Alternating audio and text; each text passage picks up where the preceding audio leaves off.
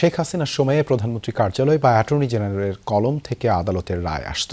সেই ধ্বংস করে দেয়া বিচার বিভাগকে পুনর্নির্মাণের আহ্বান জানিয়েছেন প্রধানমন্ত্রীর রাজনৈতিক উপদেষ্টা রুহুল কবির রিজভী। বিকেলে সুপ্রিম কোর্ট আইনজীবী সমিতি মিলনায়তনে এক সংবর্ধনা অনুষ্ঠানে তিনি এসব কথা বলেন বিগত সরকারের বিচার বিভাগ এবং আইনি প্রক্রিয়াকে সম্পূর্ণ ধ্বংস করে দিয়েছিল। রিজভী বলেন, বাজেট পাশের পর প্রচলিত নৈশভোজ বাতিল করে প্রায় 50 লাখ টাকা সাশ্রয় করার উদ্যোগ সুশাসনের দৃষ্টান্ত। এ সময় সুপ্রিম কোর্ট বার অ্যাসোসিয়েশনের সভাপতি ও সংসদ সদস্য মাহবুব উদ্দিন খোকন বলেন, বিচার বিভাগ যদি স্বাধীন ও দুর্নীতিমুক্ত না হয় তবে আইনের শাসন থাকে না।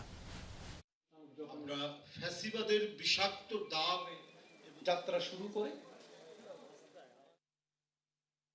এই যে আদালত, এই যে আইনি প্রক্রিয়া, এটা শেখ হাসিনা ধ্বংস করে দিয়ে গেছে, একেবারে ধ্বংস করে দিয়ে গেছে।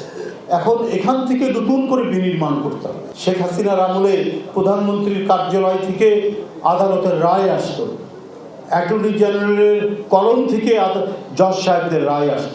বিচার যদি স্বাধীন থাকে,